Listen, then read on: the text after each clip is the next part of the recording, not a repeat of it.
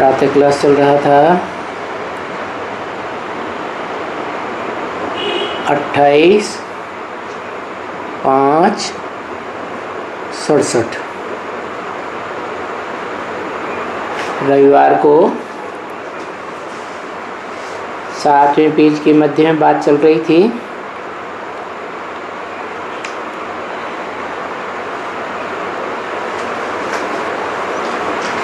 अभी तुम बच्चों का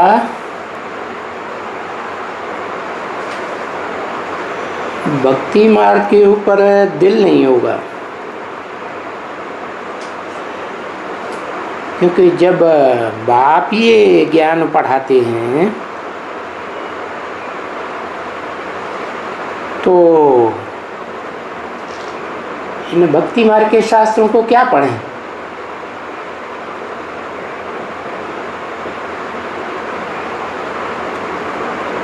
अरे ये 2500 वर्ष की मानवीय हिस्ट्री देखो,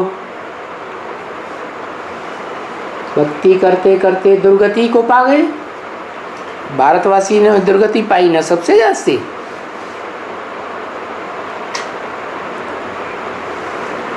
विदेशों का, विदेशियों का, विदेशी धर्मों का नामबाला हो गया, उनकी संख्या भी बढ़ गई, भारतवासियों की संख्या कम हो गई,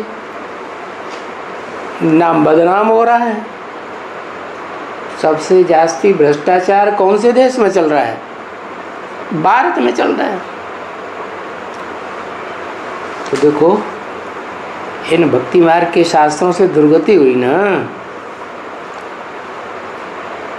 तो बुद्धि में आता है तुम बच्चों के को कि इन शास्त्रों को टच क्या करें, ये बुद्ध रूपी हाथ भी इनमें क्यों डालें। हाँ, बाबा कहते हैं जाओ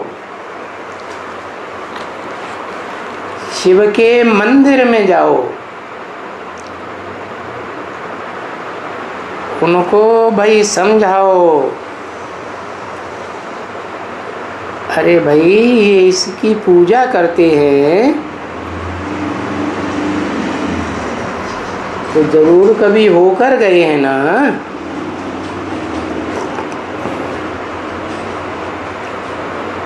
लिंग मूर्ति बनाई है तो जरूर होकर गए होंगे। मूर्तियां तो उन्हीं की बनाते हैं ना जो कभी होके गए हैं। नेताओं की हों, विद्वान पंडित आचार्यों की मूर्तियां हों, बड़े बड़े राणा प्रताप, शिवाजी जैसे योद्धाओं की मूर्तियां हों, कभी होकर गए हैं तभी तो बनाते हैं ना।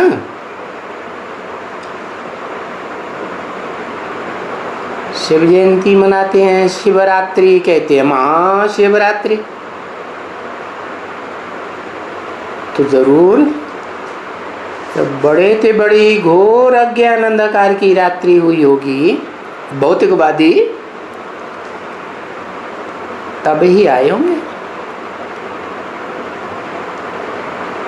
तो क्या करके गए? जरूर ये जो भौतिकवाद है ना,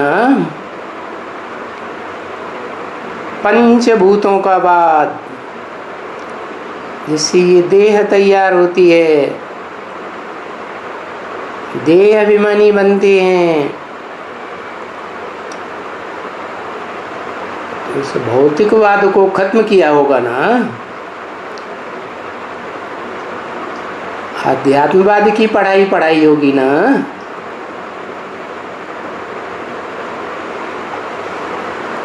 अध्यात्म की यूनिवर्सिटी खोली होगी ना।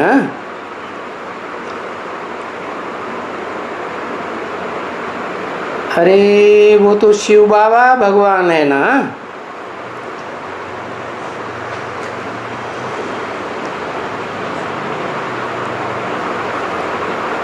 तो भगवान तो स्वर्ग की स्थापना ही करेंगे ना। अंग्रेज लोग कहते हैं ना हेवनली गॉडफादर, तो जरूर हेवन की स्थापना की होगी।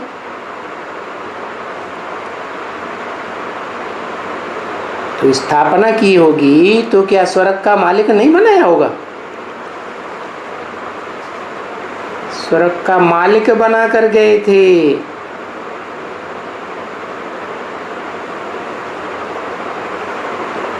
किसको?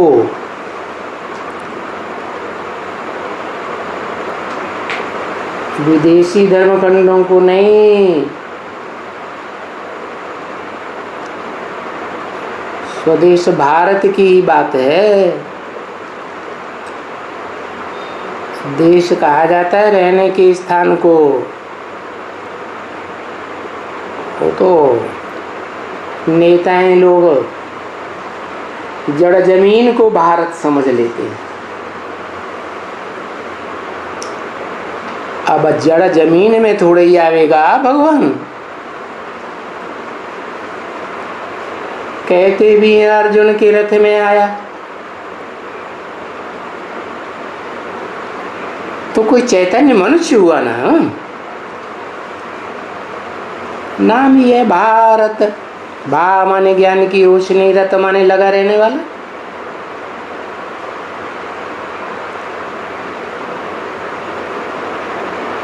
तो भारत में जो निराकार भगवान आते हैं, जो हम उनको पूजते हैं, किसकी पूजा होती है? पवित्र की पूजा होती है ना। है क्या पवित्र गंदगी की कोई पूजा करता है? तो ever pure soul, supreme soul आते हैं। किसी मनुष्य के शरीर रूपी रथ में मुकर्रर रूप से आते हैं। तो अभी कल पूर्व की समान पुरुषोत्तम संगम युग में फिर से आए हैं मालिक बनाने के लिए। किसको मालिक बनाने के लिए? भारत को, जड़ जमीन को नहीं। कोई चैतन्य आत्मा की बात है, ऐसी मनुष्य आत्मा की बात है जो मनुष्य सृष्टि का बीज है। सब धर्मों में गाया हुआ है, आदम, एडम, आदिनाथ, आदिदेव।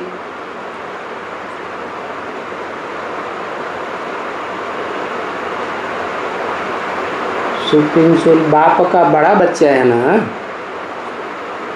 पहले पहले पैदा होने को बड़ा बच्चा कहा जाता है ना।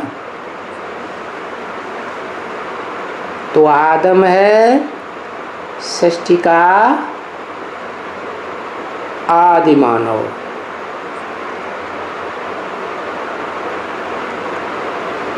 तो मालिक बनावेंगे दुनिया का।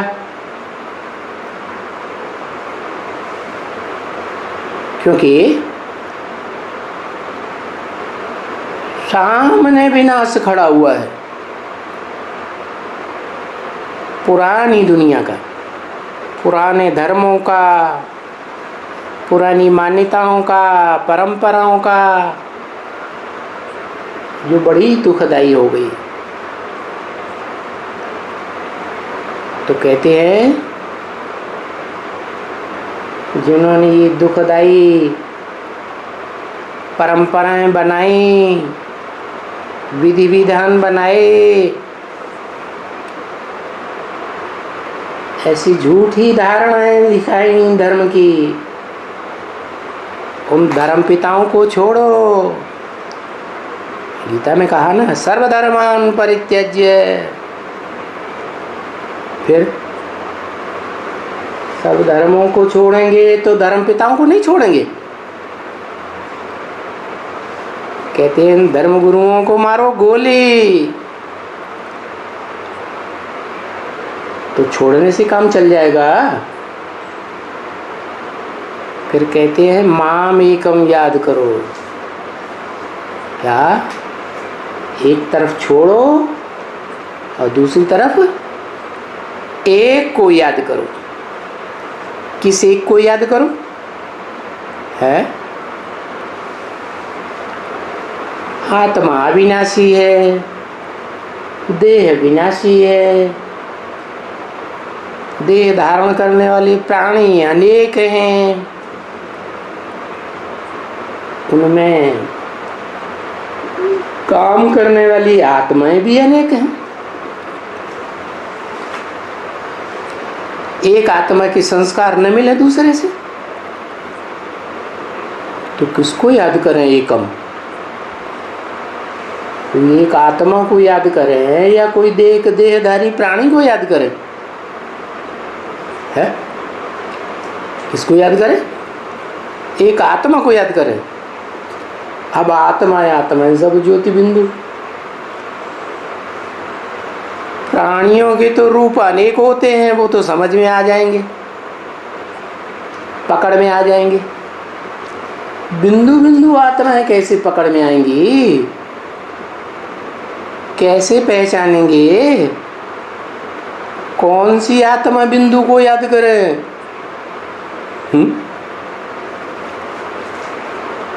साकार को याद करो। कोई भी प्राणी को, सांप को पकड़ लो, सांप साकार है, उसको याद करो। सांप साकार है निराकार है? हाथी साकार है कि निराकार है?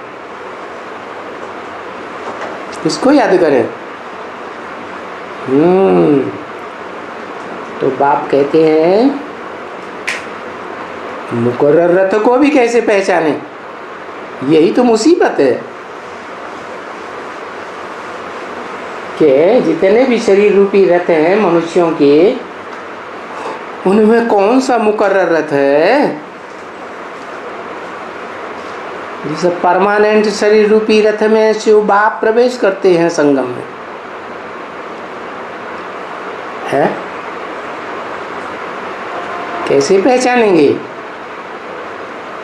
बताया मैं ज्ञान का, अकूट ज्ञान का भंडार हूं।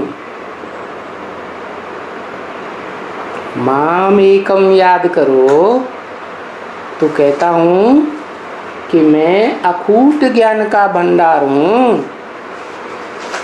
ठीक है, अकूट ज्ञान का भंडार तो थ्योरी है या प्रैक्टिकल भी है? क्या है?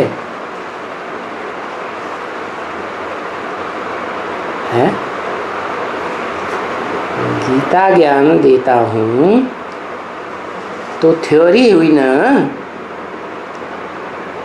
गीता ज्ञान को अमृत कहेंगे? अमृत तो नहीं कहेंगे, क्योंकि मैं जो गीता ज्ञान देता हूँ ब्रह्मा के तन में, उसको मंथन करना पड़े। जैसे भोजन चबाते हैं तो खून बनता है, जितना चबाएंगे उतना जल्दी अच्छा खून बनेगा। ऐसे ही मैं ये जो गीता ज्ञान देता हूँ, अकूट ज्ञान का भंडार देता हूँ, तो उसको जितना मनन चिंतन मंथन करेंगे उतना अपना बनेगा। शुद्ध संकल्पों का खून बनेगा और उस शुद्ध संकल्पों के खून को ही सच्चा ज्ञान कहें। अमृत तुल्य तो पक्का निश्चय बुद्धि बनेगी। निश्चय बुद्धि विजयते, किस बात में विजयते? उस ज्ञान के द्वारा भगवान बाप को पहचानने में विजयते। नंबरवार पहचान होती है ना, कि सब मनुष्यों के एक साथ पहचान हो जाती है। तो ज्ञान के द्वारा, ज्ञान के मनन चिंतन मंथन के द्वारा मुझ बाप को पहचान कर याद करो कि कौन से मनुष्य तन में मुकर्रर रथ में प्रवेश करके पार्ट बजाए रहा हूं। बाकी ऐसे नहीं है कि गीता ज्ञान का पाठ करने से, क्या सुनने से, और जो गीता सुनी है दूसरों को सुनाने से कोई मेरी पहचान हो जाएगी। पहचान करने के लिए क्या करना पड़े? बोलो। अरे मनन चिंतन मंथन करना पड़े ज्ञान का। बाकी पूजा छोड़ो अभी। क्या भक्ति मार्ग में जो पूजा करते हैं ना, वो पूजा करने के कर्म कांडों को छोड़ो।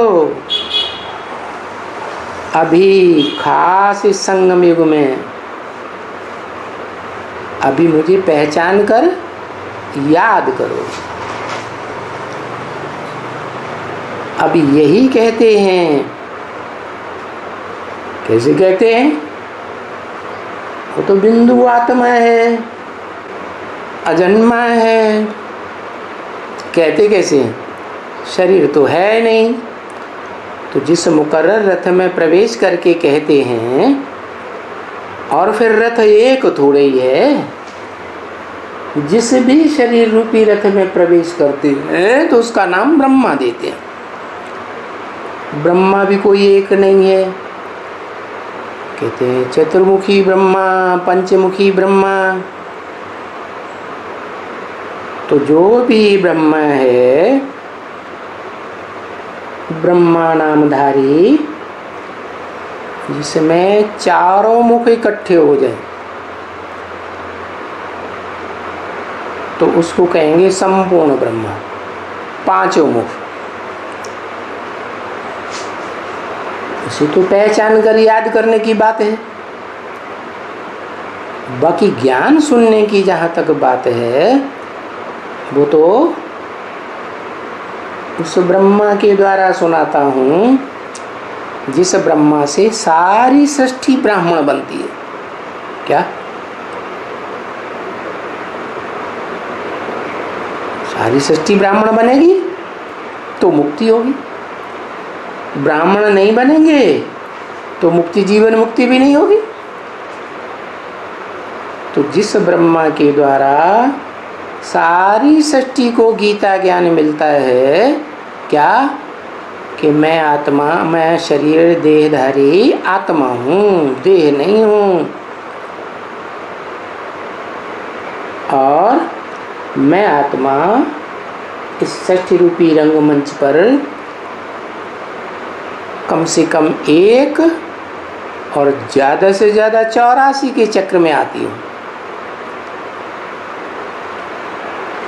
तो यही कहते हैं कि हमको ब्रह्मा के तन में याद करो। क्या अब सवाल है कौन से ब्रह्मा के तन में याद करें? तो ये भी पहचान की बात है ना। है ब्रह्मा के जो मुख हैं वो सभी मुख एक दिशा की ओर हैं। क्या है? चारों दिशाओं की ओर है। उत्तर दिशा श्रेष्ठ मानी जाती है देवात्माओं की, दक्षिण दिशा राक्षसी आत्माओं की मानी जाती है, क्योंकि दक्षिणी देश हैं अरब देश मुसलमानों के, अफ्रीका मुसलमानों का, इस्लामियों का। वो तो बड़े अत्याचार करते हैं भारत के ऊपर। क्या लगातार आक्रमण करते रहते हैं, हिंसा करते हैं। तो असुर हुए या देवता हुए? असुर हुए। तो दक्षिण दिशा हो गई असुरों की। अब रही पूर्व और पश्चिम। तो पूर्व की दिशा से सूर्य उदय होता है। स्थूल सूर्य भी उदय होता है। और जो ज्ञान सूर्य है आत्मा, जो सूर्य सदैव डिटैच रहता है। क्या धरणी से भी, सागर से भी, पर्वतों से भी, नदियों से भी, पोखरों से भी किसी से अटैचमेंट में नहीं आता। जैसे स्थूल सूर्य है वैसे ही ज्ञान सूर्य, चैतन्य आत्मा। इसकी काम के आधार पर नाम पड़ता है शिव। क्या? वो सदैव कल्याण का कार्य करता है। षष्ठी में आकर कोई भी अकल्याण का कार्य नहीं करता है। तो वो इस षष्ठी पर आता है, ब्रह्मा नामधारियों के नंबरवार तन में प्रवेश करता है। तो ब्रह्मा का जो मुख पंचमुखी ब्रह्मा कहा जाता है, तो सबसे श्रेष्ठ मुख कौन सा हुआ है? जो ऊपर की ओर दिखाते हैं।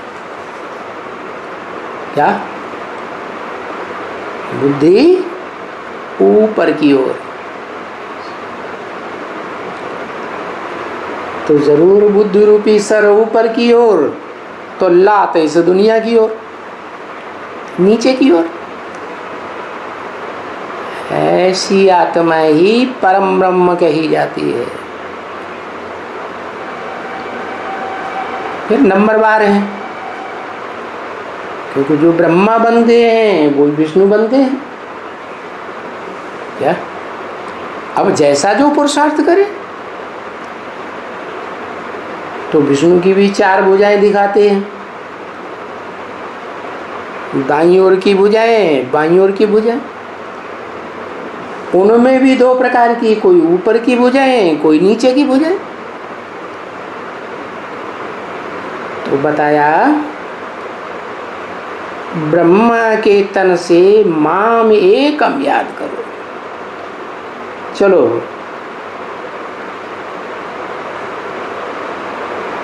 तुम्हारी आत्मा में जैसा रिकॉर्ड भरा हुआ हो, अव्वल नंबर ब्रह्मा का बच्चा, 2वें नंबर ब्रह्मा का बच्चा, 3रे नंबर ब्रह्मा का बच्चा, 4थे नंबर ब्रह्मा का बच्चा, 5वें नंबर का ब्रह्मा का बच्चा। रिकॉर्ड भरा हुआ है ना आत्मा में, अनेक जन्मों का या एक जन्म का। तो उस रिकॉर्ड के अनुसार माम एकम याद करो। माना जिस किसी भी ब्रह्मा के तन में याद करो, तो एक स्वरूप को याद करो, तो क्या होगा? तुम अपने धर्म में ऊंच पद पावेंगे। क्योंकि ब्रह्मा द्वारा ही स्थापना करते हैं। क्या? फर्स्ट क्लास स्थापना हो, सेकंड क्लास स्थापना हो, थर्ड क्लास स्थापना हो, फोर्थ क्लास हो, फिफ्थ क्लास हो। क्या? तो दिखाते हैं कि ब्रह्मा द्वारा ही स्थापना करते हैं। किसकी? स्वर्ग की। स्वर्ग माना जीवन में रहते सुख भोगने, चाहे एक जन्म का सुख भोगने वाली आत्मा हो, चाहे अनेक जन्म, ये तो अपने अपने पुरुषार्थ के ऊपर है। तो ब्रह्मा द्वारा स्थापना करते हैं, लेकिन शर्त क्या बताई? एक को याद करना है या बहुतों को याद करना है? एक में बुद्धि एकाग्र अव्यभिचारी रूप से करना है। तो जैसी स्थापना होती है वैसे सुखों को प्राप्त करते हैं, और शंकर द्वारा नरक का विनाश करते हैं। क्या? क्योंकि जो जो आत्माएं सृष्टि रूपी रंगमंच पर पहले पहले आती हैं सोल वर्ल्ड से, आत्मलोक से, तो वो आत्माएं पहले पहले जरूर स्वर्ग का अनुभव करती है, जीवन मुक्ति का अनुभव करती है, माने जीवन में रहते रहते सुख अनुभव करती है। चाहे वो स्वर्ग के देवताएं हों, चाहे वो नरक में आने वाली आत्माएं धर्म पिता हों या उनके फॉलोअर्स की हों, जब भी पहले पहले आकर के जन्म लेंगी, कोई भी मनुष्य के तन में प्रवेश करेंगी, क्योंकि आत्मलोक से जो आत्मा आएगी वो तो सात्विक होगी या रजो प्रधान तमो प्रधान होगी। सात्विक आत्मा आती है तो दुख तो भोग न सके, इसलिए गर्भ में तो जन्म ले नहीं सकती, चाहे वो धर्म पिताओं की आत्माएं हों, चाहे उनके फॉलोअर्स की आत्माएं हों। तो पहले पहले जब जन्म लेती है तो गर्भ से जन्म न लेकर कोई मनुष्य के शरीर में प्रवेश करती है। सवाल होता कौन से मनुष्य के शरीर में प्रवेश करती है? क्या प्रवेश करने वाली आत्मा,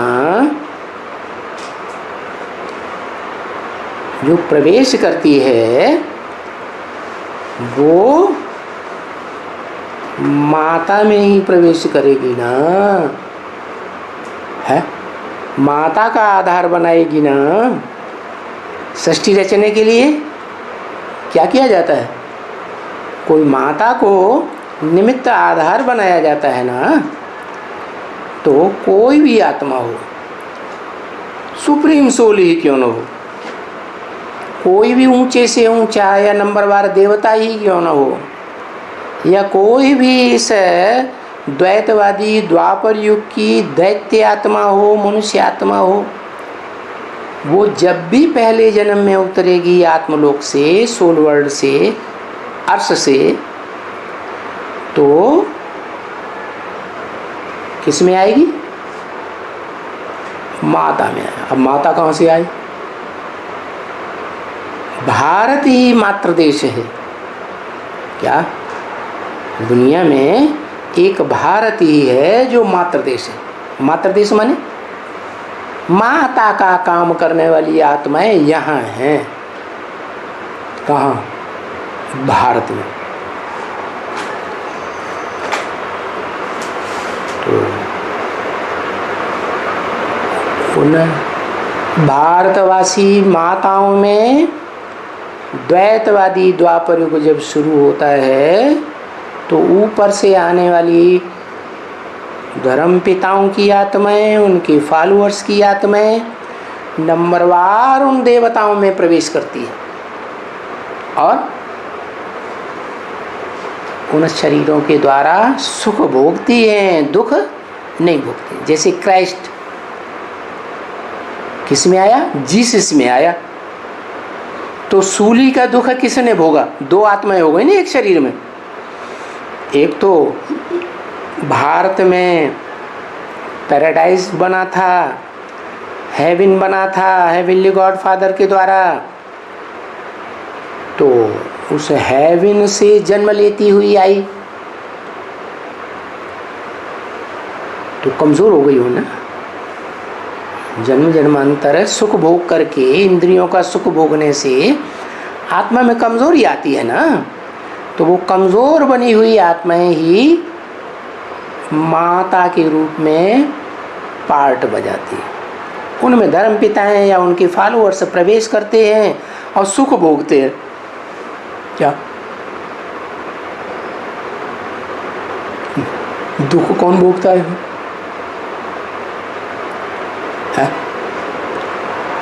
अरे कौन सुख भोगता है, कौन दुख भोगता है? नंबरवार तो होंगे ना। तो बाप कहते हैं पुरुष साहब दुर्योधन दुशासन होते हैं। क्या वो अपना सुख भोगना बंद नहीं कर सकते, चाहे किसी को दुख हो चाहे ना हो। तो वो आत्माएं क्राइस्ट जैसी आत्माएं या कोई भी धर्म पिता उसके फॉलोअर्स की आत्माएं जिस किसी भी भारतवासी आत्मा में प्रवेश करती हैं तो अपना सुख देखती हैं, जिसमें प्रवेश करती हैं उसको क्या दुख होता है। धर्मपिता की आत्मा आएगी तो धर्म का धक्का खाएगी ना, तो वो नहीं धक्का खाती। धक्का खाने वाला शरीरधारी या प्रवेश करने वाली आत्मा, शरीरधारी आत्मा, तो वो धर्म के धक्के खाती है, उनके फॉलोअर्स भी उसके साथ धक्के खाते हैं, दुखी होते हैं। और वो आत्माएं कौन जो प्रवेश करती हैं, वो जैसे पुरुष हो गई। पुरुष ही तो बीज डालता है ना, तो वो अपने प्रकार का ज्ञान का बीज डालती है। अब ईश्वरीय ज्ञान का बीज थोड़ा ही डालेंगे, ईश्वर तो सबसे ऊंचा, सारी दुनिया के आदि मध्य अंत का ज्ञान जानता है, वो तो आती ही बीच में है इस सृष्टि रूपी रंगमंच पर। तो इस सृष्टि के चक्र का पूरा ज्ञान उनकी बुद्धि में थोड़ा ही हो सकता, तो वो ज्ञान का बीज डालती हैं और सुख भोगती है। तो बताया कि फिर ऐसी आत्मा कौन है इस सृष्टि रूपी रंगमंच पर, क्या जो पुरुष के रूप में, पुरुष जानते क्या हुआ, पुरु माने शरीर और श माने शयन करने वाला, शरीर रूपी रथ में आकर के आराम करे, दुख का अनुभव न करे। जैसे परम पदधारी कहा जाता है विष्णु, क्या सर्पों की शैया पर पड़ा हुआ है, सर्प सर्पिणियों की शैया पर, और बड़े आराम महसूस करता है। तो ऐसी स्टेज बनाई होगी ना आत्मा की, है?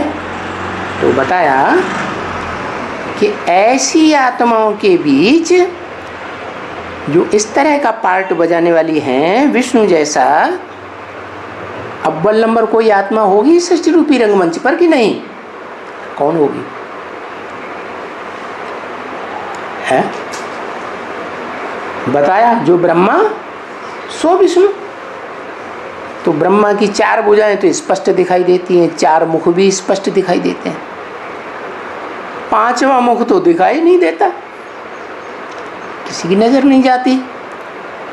तो वास्तव में बात यह है कि विष्णु की भुजाएं जो काम करती हैं पालना का, वो भुजाएं तो जड़ होती हैं। उन जड़ भुजाओं को चलाने वाला कोई चैतन्य आत्मा होना चाहिए ना। वो ऊपर होगी या नीचे होगी? ऊपर। तो वो ही आत्मा है जो इस सृष्टि रूपी रंगमंच पर मनुष्य आत्माओं के बीच में मनुष्यों का बीज रूप बाप है। क्या उस बीज में सबसे जास्ती शक्ति भोगने की भी ताकत है और सबसे जास्ती दुख भोगने की भी ताकत है। अल्लाह अव्वल दीन कहते हैं ना, तो अल्लाह आकर क्या करते हैं? ऊंचते ऊंच पार्ट बजाते हैं तो अल्लाह कहा जाता है। और जिस तन के द्वारा ऊंचते ऊंच पार्ट बजाते हैं तो स्थापना में भी ऊंचते ऊंच, पालना में भी ऊंचते ऊंच, और फिर विनाश में भी। जितना वो आत्मा विनाश कर सकती है आसुरी दुनिया का, पापों का, दुखदाइयों का, इतना कोई भी विनाश नहीं कर सकता। ये तो सब जानते हैं कि धर्म पिता स्थापना करते हैं अपने धर्म की, पालना भी करते हैं, लेकिन विनाश कोई नहीं करता। पुरानी परंपराओं का, पुराने धर्मों का, पुराने राज्यों की विधि विधान का, तो एक ही धर्म पिता है जिसे अल्लाह अव्वल दीन कहा जाता है। वो इस सृष्टि पर जिस मुकर्रर रथ में आता है उसके द्वारा वो काम कराता है जो दुनिया में कोई मनुष्य आत्मा नहीं कर सकती। क्या? क्यों नहीं कर सकती? क्योंकि स्थापना और पालना होती है पवित्रता से। क्या? घर परिवार की धरित्री माता पवित्र होगी, है, सधवा होगी तो अच्छे से पालना करेगी, और वैश्या होगी तो परिवार बिखर जाएगा, दुखी होकर के या सुधर जाएगा। कहते भी हैं घर की धरित्री अच्छी हो तो घर स्वर्ग बन जाए, और घर की धरित्री अगर गंदी है, विविचारिणी वैश्या है, तो घर नरक बन जाए। तो स्पष्ट हो जाता है कि किसके द्वारा विनाश करते हैं? किसके द्वारा विनाश करते हैं? कहते हैं माता को माता न भवति। क्या माता को माता बनती है? नहीं बनती। अच्छा, देव देव महादेव सीरियल देखा है? देख लो, जो काम शंकर जी नहीं करते असुरों का विनाश करने का, उन असुरों का विनाश कौन करती है? वो ही माता करती है। तो माता जब विकराल रूप धारण करती है तो जो काम कोई नहीं कर पाता है वो काम माता करके दिखाती है। तो सुप्रीम सोल जिस तन में प्रवेश करता है मुकर्रर रथ में, वो रथधारी आत्मा ही तीनों मूर्तियों के अव्वल नंबर काम करती है। क्या? अव्वल नंबर ब्रह्मा तो गाई जाती है परम ब्रह्म। कहते हैं ना, गुरु ब्रह्मा गुरु विष्णु गुरुदेवो महेश्वर। ये तीन मूर्तियां सबसे ऊंचे पाटधारी कही जाती है, परंतु उनमें सबसे ऊंचा पार्ट कौन बजाने वाली आत्मा काम करती है ये किसी को पता नहीं। कह देते हैं त्रिमूर्ति शिव। अरे जिस शिव की खुद ही मूर्ति नहीं है उसको त्रिमूर्ति शिव कहाँ से कह देंगे? तो किसको कहा जाता है? वो जिसमें मुकर्रर रूप से प्रवेश करता है उसके द्वारा त्रिमूर्ति का पार्ट बजाता है। तो कहते हैं शिव शंकर भोलेनाथ। शिव के साथ एक ही आत्मा है मनुष्य सृष्टि की, जिसके पार्ट का नाम है शंकर, अर्थात संकरण है पार्ट का। एक पार्ट बजाने वाली नहीं है। क्या? उसमें जो आत्माएं प्रवेश करके पार्ट बजाती हैं उस शरीर रूपी रथ में, वो तीन प्रकार की आत्माएं, और फिर त्रिमूर्ति शिव भी कहा जाता है। तो वही आत्मा निमित्त बनती है जो संसार में कोई भी काम नहीं कर पाता है विनाश का, संपूर्ण टोटल सृष्टि का, पाप की दुनिया का विनाश नहीं कर पाता है। वो काम किसके द्वारा? शंकर के द्वारा। अभी बताया विनाश कैसे होता है, स्थापना कैसे होती है? विनाश होता है अपवित्रता से, विविचार से, और स्थापना होती है पवित्रता से। जैसे बताया ना, घर की धरित्री अच्छी हो तो घर परिवार की पालना स्थापना अच्छी होती है। तो सवाल पैदा होता है कि शिव बाप किस में आता है? शिव बाप तो परम पुरुष। क्या? शरीर रूपी पुर में शयन करने वाला ऐसी परमात्मा कौन सी है जिससे जास्ती आनंद पूर्वक शयन इस षष्ठी रूपी रंगमंच पर पार्ट बजाने वाली कोई आत्मा नहीं हो सकती। कौन है? शिव।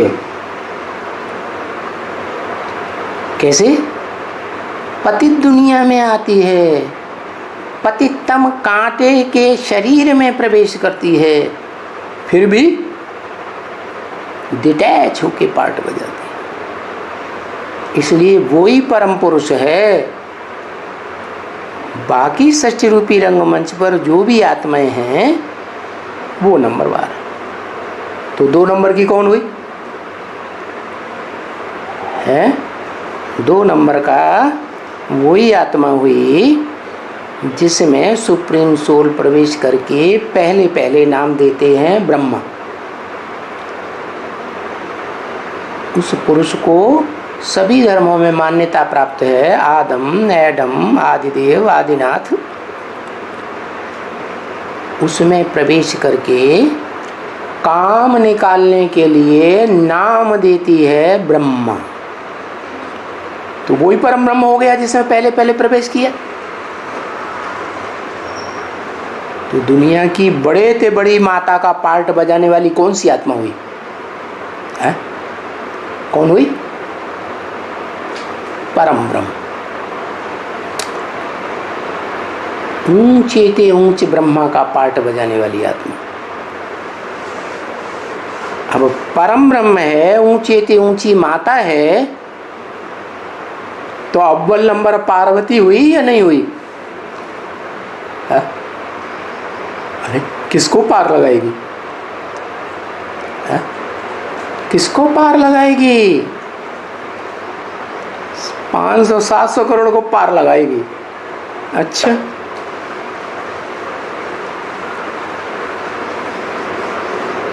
पहले तो शिव सुप्रीम सोल इस दुनिया से छूटे, मुक्त हो जाए। जो बोलता है मुझे पतित तन में आना पड़ता है, पतित शरीर में आना पड़ता है, बंदरों के बीच में आना पड़ता है माने मजबूरी है, मजबूरी से पार्ट बजाता है, तो भागना चाहता है ना। तो कैसे मुक्ति मिले? कब तक मुक्ति मिलेगी? तब तक मुक्ति नहीं मिल सकती जब तक कि वो अव्वल नंबर पार्वती कहो, अव्वल नंबर भारत माता कहो। कौन? मनुष्य सृष्टि का बीज रूप बाप आदम, वो आत्मा जब तक संपन्न पुरुषार्थ न कर ले, आत्मिक स्टेज का क्या? निरंतर आत्मिक स्टेज, जैसे शिव की आत्मिक स्टेज निरंतर है। शिव समान जब तक न बन जाए तब तक जो सुप्रीम सोल शिव है उसको इस पतित दुनिया से मुक्ति नहीं मिल सकती। तो पार लगाने वाला कौन हुआ निमित्त है? जिस मुकर्रर रथ में प्रवेश किया वो ही हो गई अव्वल नंबर पार्वतिया। इसीलिए मुरली में बोल दिया कि इस दुनिया में कोई ऐसी बात नहीं जो तेरे ऊपर लागू न होती हो। कोई ऐसी चीज नहीं, माने जितने भी नाम हैं वो सब तेरे ऊपर पहले लागू होंगे। क्योंकि जो षष्ठी रूपी वृक्ष है उस वृक्ष में जितने भी गुण हैं, अवगुण हैं, पत्तों में, टहनियों में, तनों में, डालियों में, फूलों में, फलों में, जितने भी गुण अवगुण हैं वो सारे के सारे गुण अवगुण उस वृक्ष के बीज में होते हैं। क्या? तो वो बीज है मनुष्य सृष्टि का बीज, जिसके गुण और अवगुण सारी मनुष्य सृष्टि में जाते हैं। प्रत्येक प्राणी मात्र में जाते हैं। तो वो हुआ अव्वल नंबर का माता का पार्टधारी, जो माता इस दुनिया के असुरों को खत्म करने वाली, पापी दुनिया का ध्वंस करने वाली, जो विकराल रूप धारण करती है।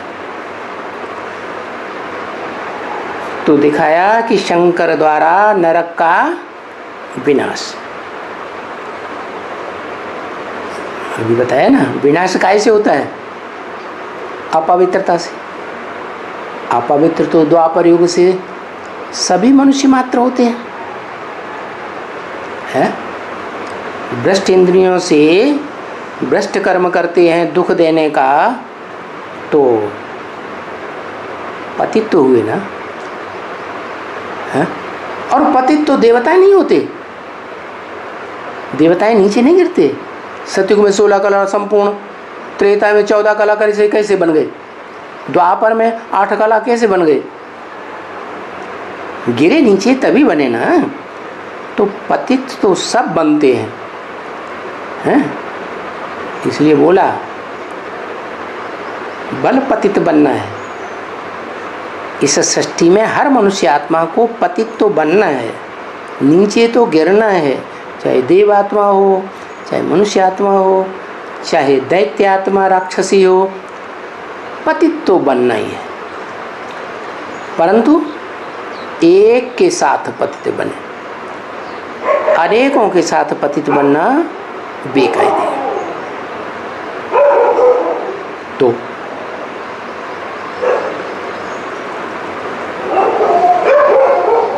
उस नियम को तोड़ने वाला भी कोई होना चाहिए नंबरवार कि नहीं? हाँ? अरे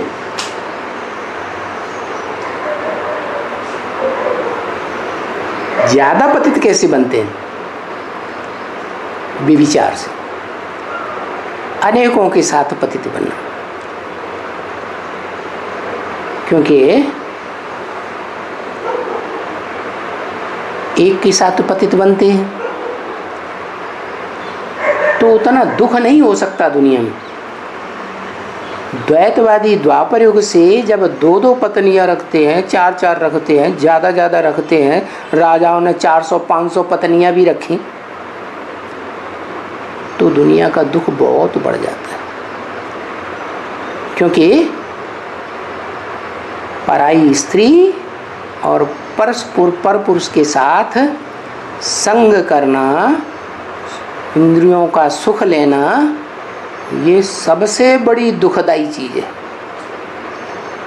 इससे जास्ती दुख और कुछ होता नहीं है। तो बताया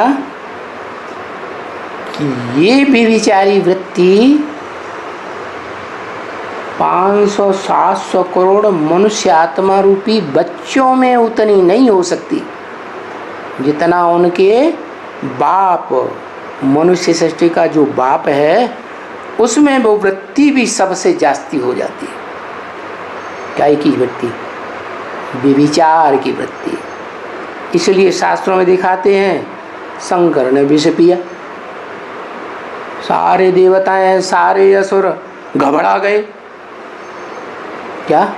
वो व्यभिचार का विष, सब घबराने लगे, कैसे इससे पीछा छूटे। क्योंकि जितना व्यभिचार बढ़ता है उतनी उतनी बदबू में बढ़ती है, और बिना व्यभिचार के रह भी नहीं सकते। क्या? जैसे नाली का कीड़ा है? नाली में बदबू निकलती है, नाली में कीड़े बजबजाते रहते हैं। कीड़ों को बाहर निकाल करके साफ सुथरी जगह में धूप में रख दो, बिलबिला के खत्म हो जाएगा, या तो सरक के फिर नाली में पहुंच जाएगा। तो ऐसी हालत हो जाती है इस नरक की, रव नरक बन जाती है ये दुनिया। तो ऐसी नरक की दुनिया में क्या, उस नरक जिसे कहा जाता है नर का, का माने करने वाला, नर माने मनुष्य। मनुष्य क्या करने वाला है? नरक बनाने वाला है इस दुनिया में। उन मनुष्यों में अव्वल नंबर कौन हुआ? वो ही मनुष्य सृष्टि का बीज। क्या? जिसका नाम पुरुषार्थ संपन्न होने के बाद शंकर के रूप में शिव के साथ जोड़ा जाता है। तो उस शंकर के द्वारा नरक की दुनिया का विनाश करते हैं। मीडिया कौन बनता है? शंकर। क्यों? उसको मीडिया क्यों बनाया? इतने हत्यारे आदमी को?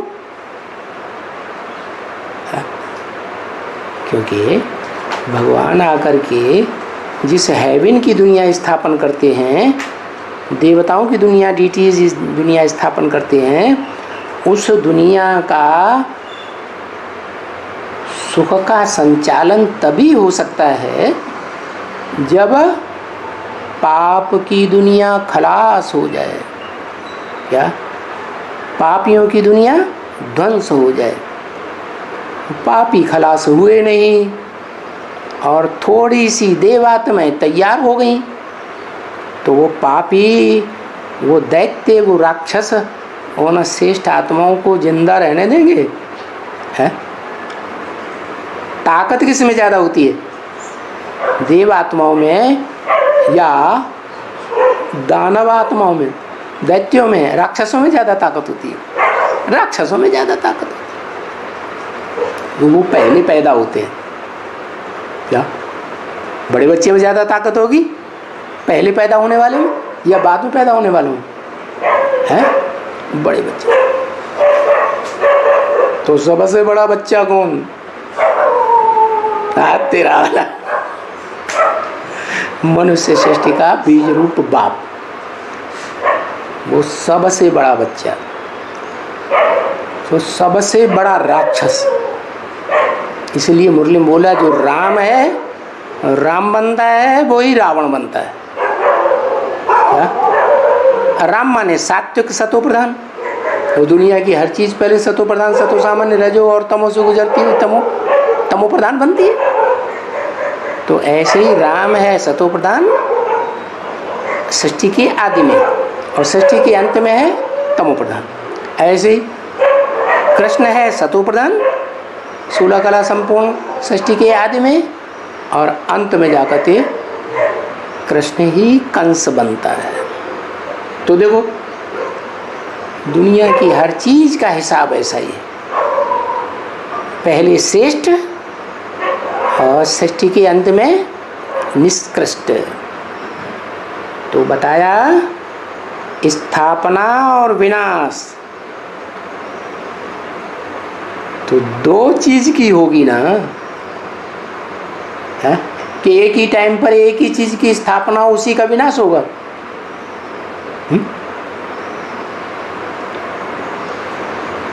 देवताई दुनिया में देवताई आत्माओं की स्थापना की है, तो उन्हीं का विनाश कर देंगे?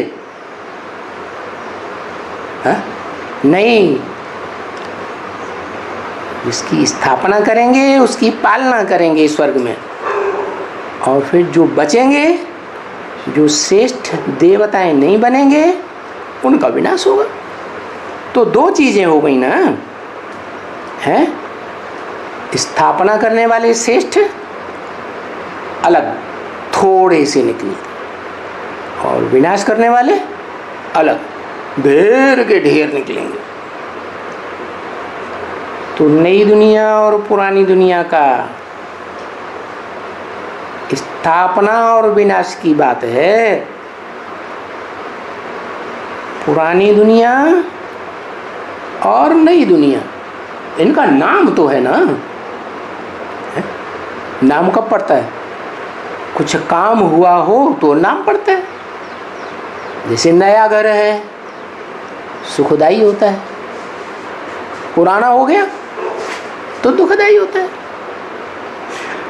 तो ये पुरानी दुनिया कलयुग का अंत, और नई दुनिया सतयुग का आदि। तो पुरानी दुनिया को कहा जाता है नरक। किसने बनाया? नर ने बनाया, मनुष्य ने बनाया।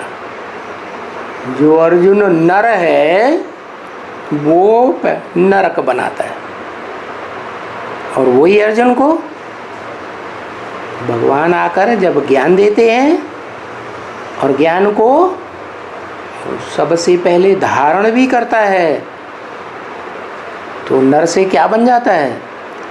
नारायण बन जाता है। तो काम के आधार पर नाम पड़ते हैं। उसको नरक कहते हैं, है?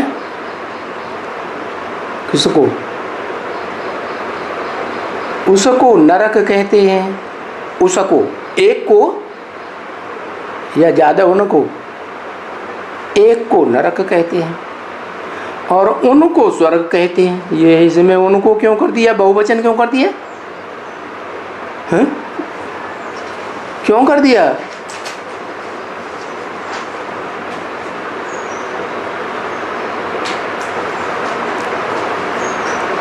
उनको स्वर्ग कहते हैं, माना स्वर्ग बनाने वाले कोई दो हैं, एक से नहीं बनता है। क्या कोई सन्यासी चाहे हम घर परिवार को स्वर्ग बनाएंगे, ईंटों के मकान में अकेला रहे, स्वर्ग आ जाएगा? नहीं। इसलिए कहते भी हैं न गृहम गृहमिति उच्यते। तो ईंटों का मकान घर नहीं कहा जाता है, गृहिणी गृहम उच्यते। घर में घरवाली होगी संभालने वाली तो गृह कहा जाता है।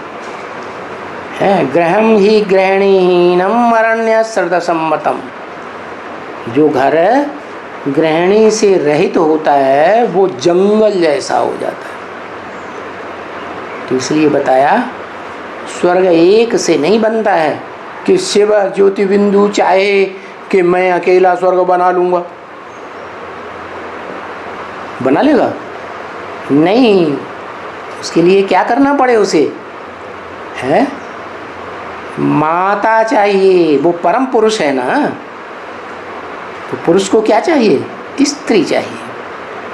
तो वो इस सृष्टि रूपी रंगमंच पर आकर के मनुष्य सृष्टि के बीज रूप बाप आदम में प्रवेश करके उसको नाम देता है काम निकालने के लिए ब्रह्मा, बड़ी अम्मा। तो एक आत्मा हुई या दो आत्मा हुई? है दो आत्मा हुई। तो उनको स्वर्ग कहते हैं, एक की बात नहीं। क्या हेवनली गॉड फादर कहा जाता है तो एक है या ज्यादा है? एक बनाता है। वो एक भी जब डबल बन जाए इसलिए उसको कहा जाता है शिव शंकर भोलेनाथ। ऐसे भी नहीं कहते शंकर शिव भोलेनाथ, नहीं, छोटे बड़े का सवाल है? इसलिए शिव शंकर दोनों को कॉम्बिनेशन दिखाया जाता है और उन दो के द्वारा स्वर्ग बनता है और एक के द्वारा। एक मुखिया कौन है जो अकेला ही नरक बना देता है? उससे ज्यादा रौरव नरक रोने वाली दुनिया और कोई बनाता ही नहीं, हाय हाय करने वाली। वो कौन है? एक है या दो हैं? है वो रावण एक है, मंदोदरी नहीं है साथ में? है रावण के साथ तो मंदोदरी दिखाते हैं। मंदोदरी माने मंद बुद्ध रूपी पेट वाली है। तो वो मंदोदरी कौन है?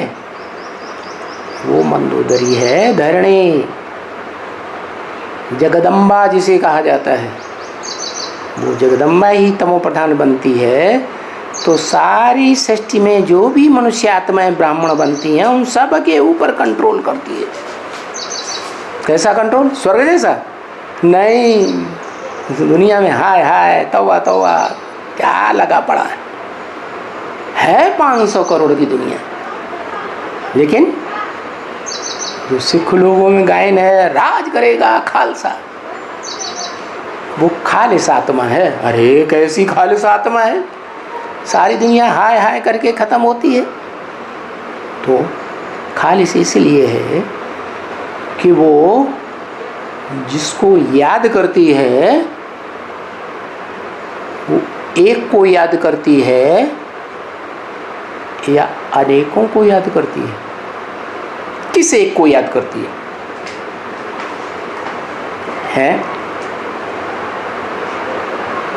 किस एक को याद करती है?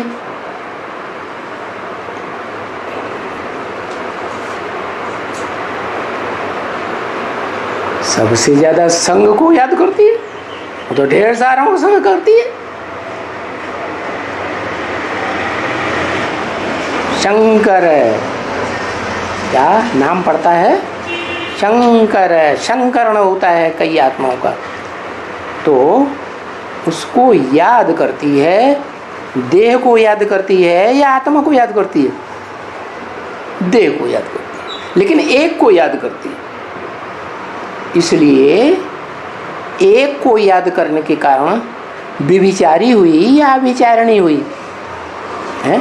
अब विभिचारणी हुई। इसलिए अब विभिचार की शक्ति से वो इस देहधारियों की दुनिया में जितने भी देहधारी मनुष्य मात्र हैं, सबको कंट्रोल कर लेती है। चाहे वो सूक्ष्म शरीरधारी हो और चाहे वो स्थूल शरीरधारी हो, सारी दुनिया को कंट्रोल करती है। इसलिए कहा जाता है राज करेगा खालसा। खालिस है माने उसकी स्मृति जो है, खालिस माना पवित्र है, विभिचारी स्मृति नहीं है। भले शिव को नहीं याद करती है, शिव सुप्रीम सोल को नहीं याद करती है, लेकिन शिव सुप्रीम सोल तो उसी देहधारी में प्रवेश है जिसको वो याद करती है? तो भले जाने या अनजाने एक का संग किया बुद्धि से या दो का संग किया? दो का संग किया। तो बताया, तो फिर तो क्या जगदम्बा को कहें नरक स्थापन करने वाला? नहीं, क्योंकि वो तो एक को याद करती है, अब विचारणी है। तो फिर नरक बनाने वाला कौन है? नरक का विनाश करने वाला कौन है? वो नरक बनाने वाला एक कौन है? जगदम्बा तो साबित नहीं, वो तो माता है। माता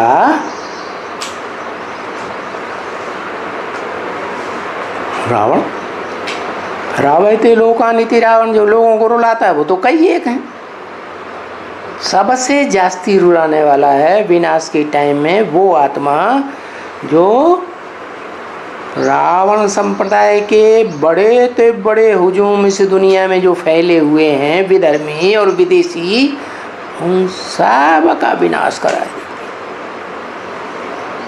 वो एक आत्मा है।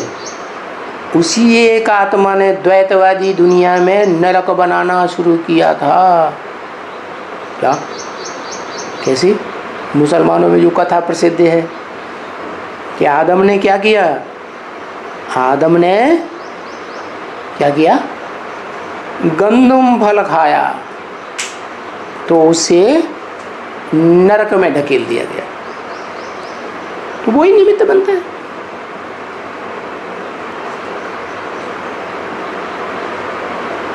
देखो, स्वर्ग का रचयिता और नरक का रचयिता, ये अंतर हो गया। स्वर्ग के रचयिता कम से कम दो, और नरक का रचयिता और उसका विनाश करने वाला एक। ओम शांति। लेकिन यहाँ नरक का रचयिता एक को नहीं बताया। क्या क्या बताया?